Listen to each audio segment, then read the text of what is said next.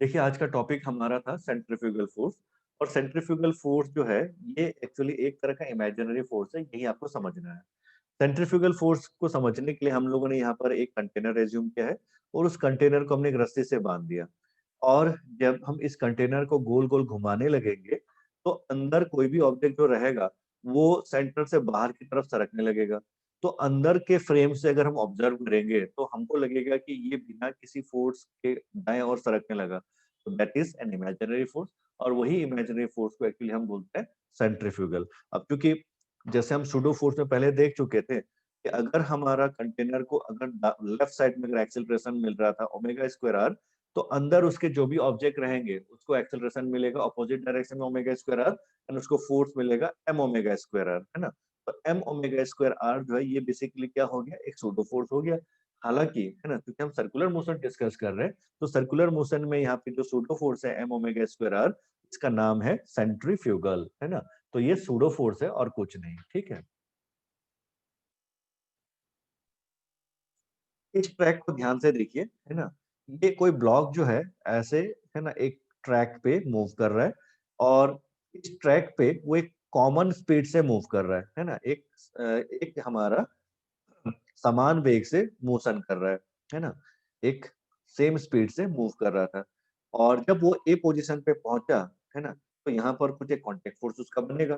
Exactly B position पे जब पहुंचा तो यहाँ भी कुछ एक उसका कांटेक्ट फोर्स बनेगा। तो आप लोगों को बताना ये है ना, किस जगह का कांटेक्ट फोर्स बड़ा है ना। क्या ए का बड़ा बी से है, क्या बी का बड़ा ए से है ना, या क्या दोनों बराबर है ना, ये भी एक ऑप्शन है। या शायद आप कैलकुलेट ना कर सको, या इस तरह का एक ऑब्जेक्टिव ऑप्शन आपको दिया जा रहा है, ठीक है।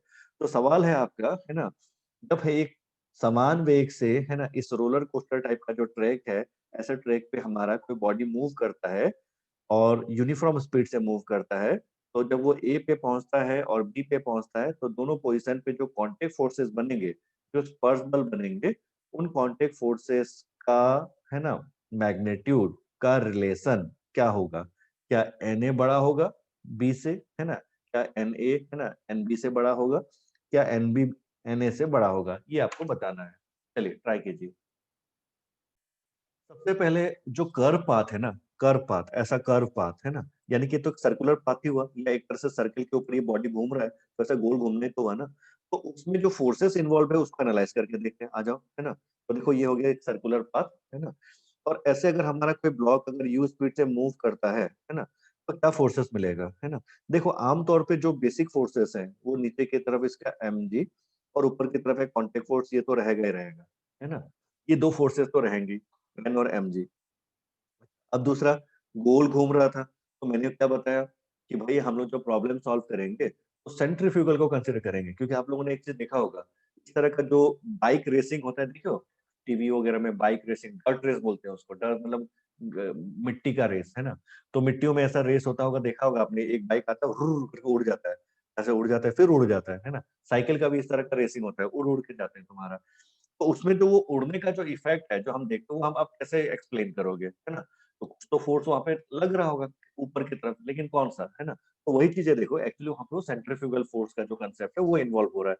देखिए, जब वो ये जैसे ये बॉडी जब ऐसा गोल घूम रहा था, है ना, तो देखो मैंने अभी समझाया था आप लोगों को, सेंट्रीपिटल सिर्फ थ्योरेटिकली समझने के लिए हम पढ़ते हैं, लेकिन मेनली जब भी प्रॉब्लम वगैरह एनालाइज किया जाता है तो उसमें मोस्टली सेंट्रीफ्यूगल को ही लिया जाता है ना। तो सेंट्रीफ्यूगल कौन सा फोर्स था, जो सेंटर से बाहर की तरफ, है ना।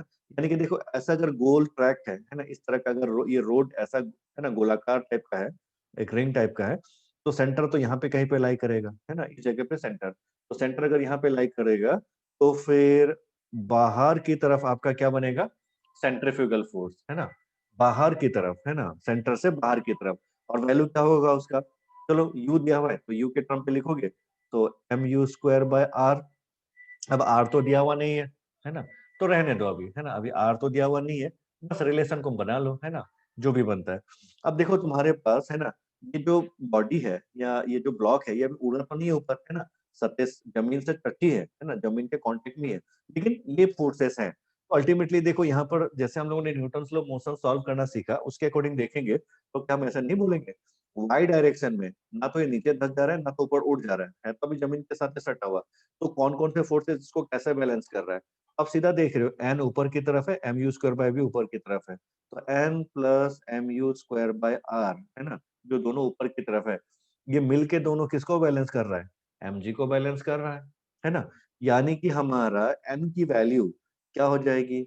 M G minus M U square by R, ये वैल्यू आएगा कि नहीं, है ना। तो देखो, अब यही चीज है, आपको जो समझना था देख लीजिए यहीं पर, कि अगर ये u अगर ज्यादा रहेगा, स्पीड u है ना, u स्पीड अगर ज्यादा रहेगा, तो बाहर की तरफ जो हमारा छदम बल है, या ये बोल दीजिए सेंट्रीफ्यूगल फोर्स है ना, या ये बोल दीजिए हिंदी में उसको अभिकेंद्र बल जो है ना, जो बाहर की तरफ है, वो यू पे निर्भर कर रहा है। और यू अगर बढ़ेगा तो ये वैल्यू बढ़ेगा, है ना, एम यू स्क्वायर बार बढ़ेगा। अल्टीमेटली क्या होगा, ज्यादा और हो जाता तो चली जाता ऊपर। और यही चीज हम प्रैक्टिकलिटी में एवरीडे लाइफ में, अगर वो जो बाइक रेसिंग वगैरह करते हो या स्पीड ब्रेकर के ऊपर से अगर आप ज्यादा तेजी से निकल जाते हो, तो जो आपको उछाल जो मिलता है ना, तो वो उछाल वाला इफेक्ट वही है ना। तो इसीलिए देख लीजिए आपके यहाँ पर, है ना, ये M U square by R जो बाहर की तरफ है ना, अगर ये यू बढ़ेगा तो ये वैल्यू बढ़ेगा, तो हो सकता है ये और उड़ जाए और ये एन कांटेक्ट फोर्स क्या हो जाए, जीरो हो जाए। मतलब अगर कांटेक्ट ही नहीं रहेगा तो फिर एन तो जीरो होगा, है ना।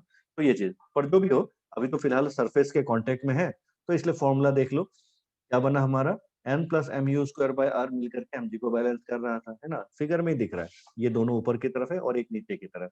तो एन की वैल्यू कितनी होगी, M G minus M U square by R, ये हमारा मैथमेटिकल फॉर्मूला हो गया।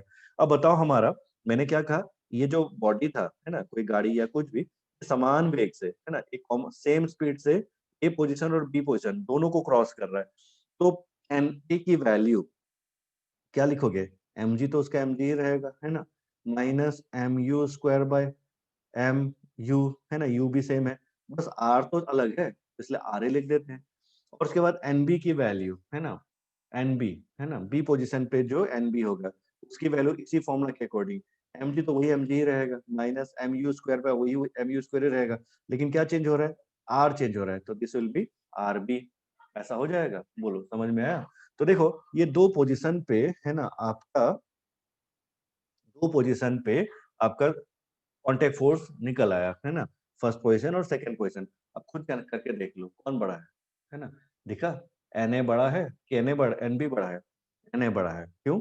देखो, आर ए जो रेडियस है ना, ये क्या था, फिगर में देख लो, है ना, आर ए जो रेडियस है ये बड़ा है किससे, आर बी से, फिगर में देख ही रहे हो, ये एक बड़ा सर्कल है, दिख रहा है, ये बड़ा सर्कल है, इतना बड़ा सर्कल है, जबकि एक छोटा सर्कल है ना। यानी कि बी का जो रेडियस था, बी पोजीशन पे जो रेडियस है ना, त्रिज्या जो है बी पोजीशन का वो तो छोटा हुआ, और ए पोजीशन का जो त्रिज्या है वो बड़ा है ना, ये बड़ा है। अब देख लो, है ना, अगर आर ए बड़ा हो जाता है ना, तो ये M U square by R A तो छोटा हो जाएगा ना, आर भी छोटा है तो ये बड़ा हो जाएगा। तो अल्टीमेटली अगर मान लो यहाँ पे एक छोटा वैल्यू है और यहाँ पर एक बड़ा वैल्यू है, तो एम जी माइनस छोटा वैल्यू, एम जी माइनस बड़ा वैल्यू, तो अल्टीमेटली बड़ा कौन हुआ, एन ए बड़ा हुआ। तो फिर फाइनली आपका आंसर क्या बन गया, and hence therefore N A is greater than N B.